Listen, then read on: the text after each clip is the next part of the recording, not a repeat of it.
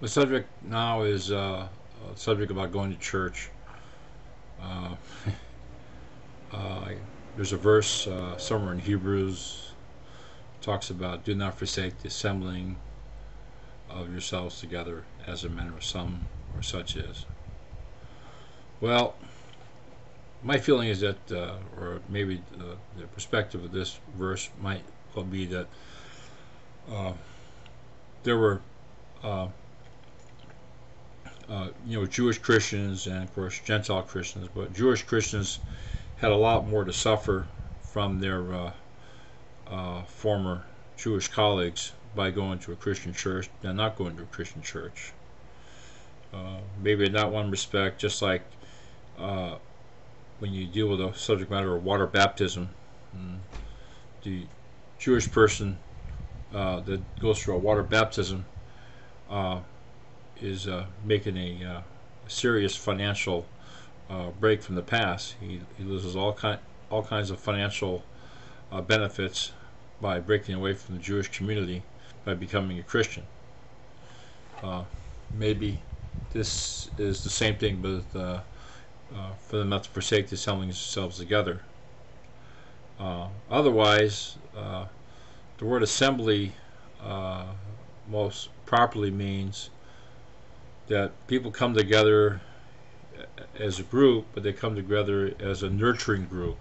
So within that group, there may be a lot of subgroups, people at different levels of development that may be nurturing to this person or that person, or maybe the person that's doing nurturing is getting nurtured by somebody else. Uh, in my own personal life, I've only encountered this sort of situation a few times where I went there, I was getting nurtured, or I had someone that was uh, looked to hear from me. If that were the case, and that was the case of the early church, then going to church would be a delightful and wonderful thing. But however, what I see most of the time is we see whether it be a small congregation or a large congregation goes to church, and the guy's up there preaching the gospel message for about the 10,000th time, and and then he finishes, and then after the church ends, they all disappear. I mean, I've seen congregations of 2 or 3,000 people all disappear in the space of 5-10 minutes after a service.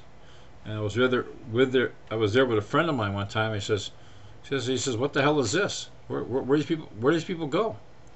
I mean, this is this is the example of our Christian love. They should know us by our love. Or parents who have of kids, whether they be in high school or college, making it mandatory. Oh no, you got to go to church. The evidence of your Christian characters, you got to go to church. I mean, it's the church thing is almost like along the lines of something having sex or something like that.